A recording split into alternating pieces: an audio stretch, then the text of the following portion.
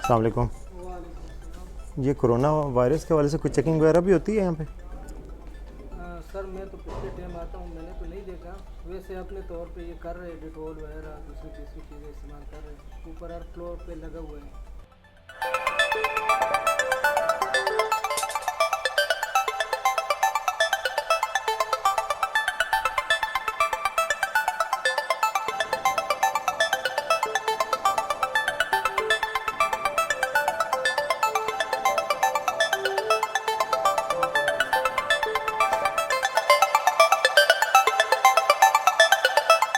छुट्टियां तो नहीं दी गई, लेकिन ये है कि हम रोटेशन कर रहे हैं कि कम लोग काम करें, मतलब हाफ स्ट्रेंथ रहे, और मतलब जिस तरह काम सरकार का काम न रुके, वो काम चलता रहे और आधे आदमी घर पे।